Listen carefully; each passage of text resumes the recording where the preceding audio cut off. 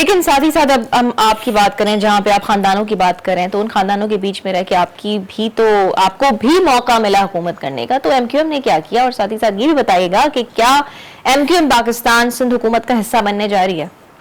دیکھیے، پہلی بات تو یہ ہے کہ آپ اگر ڈیموکریسی پر سسٹم کا حصہ ہیں جمہوریت کا، تو اس میں تو جو جیت کے آئے گا آپ کو اس سے بات کرنا پڑے گا، چاہے وہ کوئی بھی ہو۔ یعنی آپ بات کریں گے سندھ حکومت سے؟ آپ کے مذاکرات جو بھی چل رہے ہیں، ہو رہے ہیں؟ پہلے بھی ہوا ہے نا، گزشتہ 30-35 برس سے تو یہی ہو رہا ہے نا کہ ایم کیو ایم کو کے نمبر اتنے نہ سندھ اسمبلی میں نہ قومی اسمبلی میں کہ وہ کوئی اپنا انفرادی کردار انجام دے سکے، لہذا اسے کسی نہ کسی بڑی پارٹی کے نمبرز کے ساتھ اپنے نمبر کو ملا کر ان کی حکومت سازی میں مدد کرنا ہوتی ہے۔ تو ایم کیو ایم نے ہمیشہ کیا، پیپلز پارٹی کے ساتھ بھی کیا اور نون کے ساتھ بھی کیا، معاہدوں کی صورت میں بھی کیا، لکھ کر معاہدوں کی صورت میں بھی کیا۔ اب اس کے اوپر ایم کیو ایم کو کرٹیسائز کرنا کہ جی آپ حکومت کا حصہ تھے، آپ نے معاہدہ کیا تھا، کیا ملا؟ مسئلہ یہ ہے کہ جو با اختیار فریق ہے، جس کے پاس نمبر زیادہ ہے، جو حکمرانی کر رہے ہیں، جو میجورٹی میں فرض ہے، تو اس کے اوپر ہے کہ اس نے اپنے معاہدے کی لاج رکھی یا نہیں رکھی۔ ایم کیو ایم پہ نہیں ہے۔ اگر ایم کیو ایم معاہدہ کرے اور آپ معاہدہ توڑ کے پھینک دیں تو ایم کیو ایم کیا کرے گی؟ ایم کیو ایم پھر وہی جدوجہد کرے گی۔ تو ماضی میں کسی پارٹی نے آپ کے ساتھ معاہدے کیے اور وہ پورے نہیں کیے؟ تقریباً تو یہ جیسے کہ جس میں پی ٹی آئی شامل تھی، Peoples Party? P T I کو تو چھوڑ ہی دیجیے، اس نے تو ٹکے کا بھی نہیں کیا۔ اچھا، اور پیپلز پارٹی نے تھوڑا بہت کیا؟ دیکھیے، پی ٹی آئی کی میں پہلے بات مکمل جی کروں۔ ٹھیک ہے۔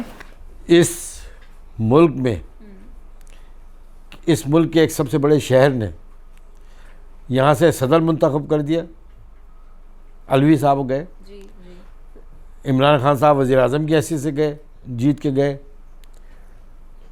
یہ شہر کو یہ گمان رہا کہ وزیر اعظم بھی ہمارا اور صدر بھی ہمارا، اور یہ دونوں نوٹنکی وہ افراد رہے کہ انہوں نے اس شہر کے لیے کچھ نہیں کیا۔ آج پھر واپس آ کے پھر باتیں کر رہے ہیں۔ پاکستان ایک بہت بڑے انقلاب کی طرف بڑھ رہا ہے، جو میں دیکھ رہا ہوں ابھی؟ ہاں۔ اچھا، اور مثبت انقلاب؟ عوامی انقلاب۔ اچھا، کیونکہ ظاہر سی بات ہے، آپ نے تو روٹی بھی چھین لی نا، نوالے بھی چھین لیے۔ پریشانی کی حالت یہ ہے کہ باپ اپنے بچوں کو بیچتا پھر رہا ہے، مائیں اپنے بچوں کو بھوک اور افلاس سے ان کو فیس کرنا پڑ رہا ہے۔ جی ٹھیک ہے۔ مارکیٹ میں آ کے اپنے بچوں کو لے کے کھڑے ہو جاتے ہیں۔ یہ کوئی معمولی بات ہے؟ اگر آپ اس کو سمجھیں کہ یہ سیاسی شعبہ بازی ہے، تب بھی بہت غلط بات ہے۔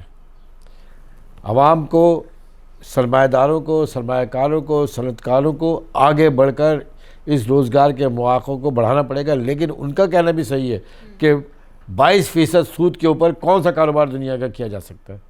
ایسا نہیں ہو سکتا۔ اور آپ حیرت کریں کہ وفاقی حکومت سے اگر آپ بات کریں تو وہی کیا کہتی ہے؟ وہ کہتی ہے کہ پچھلی حکومتوں نے ان کو باندھ دیا، آپ کا اسٹیٹ بینک اب آپ کا نہیں ہے، اس کا گورنر کو ہٹانے کا اختیار وزیر اعظم کے پاس نہیں ہے۔